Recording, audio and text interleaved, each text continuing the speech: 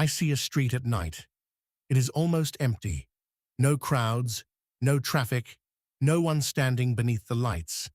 Just buildings, narrow roads, a few signs, and darkness filling the spaces between them. But in the middle of the image, something is moving. A train. It passes through the street as if the street itself has briefly opened to let another world cross through. That is the first thing I notice. Everything around it feels still. The train does not. It enters the frame from one side and disappears through the other. We do not know where it came from. We do not know where it is going. We only see the moment in between. Maybe that is why it feels important. During the day, this street might look completely different. Doors would open. People would walk outside. Bicycles might pass. Cars would stop at the crossing. Someone might stand near the vending machine. Someone might look through one of those windows.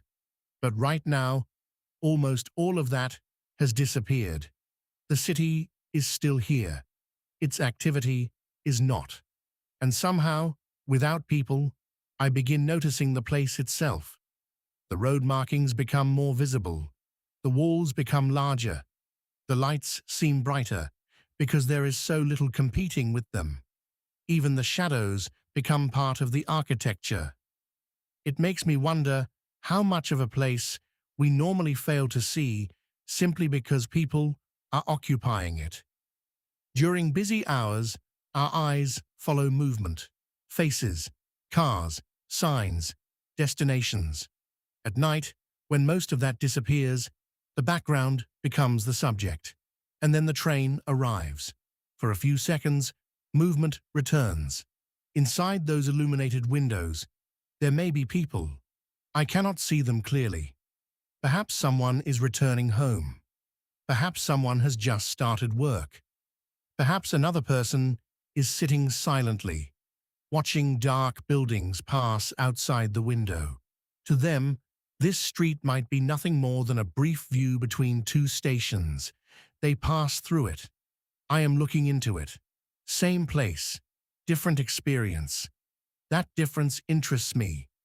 We often think of places as fixed things. A street is a street. A station is a station. A building is a building. But the meaning of a place changes depending on whether we are arriving, leaving, waiting, or simply watching. Someone on that train may be impatient to reach the next stop. Someone living here may barely notice the train anymore, and someone seeing this photograph may wonder where it leads.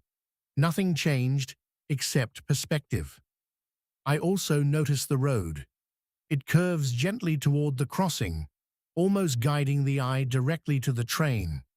Then the road seems to stop. For a moment, another path has priority. That feels strangely familiar. We spend a lot of time moving forward, as though the route belongs to us. Then something crosses it. A delay, a person, an opportunity, a problem, a moment we did not expect, and suddenly we wait.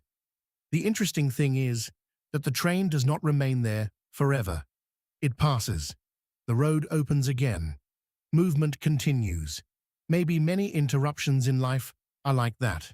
They feel permanent while they are directly in front of us.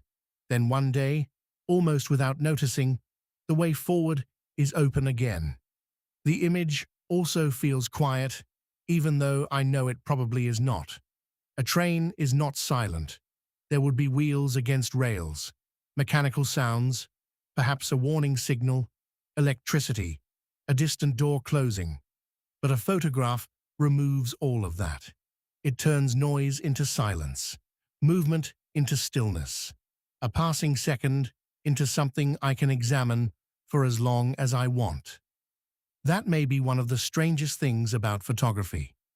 The photographer decided to stop exactly this moment, not 5 seconds earlier when the tracks might have been empty, not 5 seconds later when the train might have disappeared.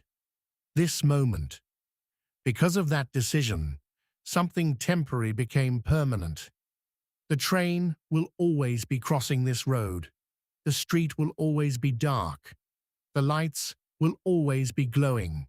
Nothing inside the photograph can finish what it started. But outside the photograph, everything already did. The train continued. The crossing reopened. Morning eventually arrived. People returned. The street became ordinary again. And perhaps that is what I see most strongly here. Not darkness, not a train, not even a city. I see a moment that was never meant to stay. A small interruption in an otherwise ordinary night. Most moments in life are probably like this. They arrive, they cross in front of us, and they leave. We rarely notice exactly when one moment becomes the next. But sometimes a photograph catches the space between them and gives us enough time to look. The street is waiting. The train is passing. Somewhere beyond this frame, someone is going somewhere. And soon, this place will be empty again. I see this. What do you see?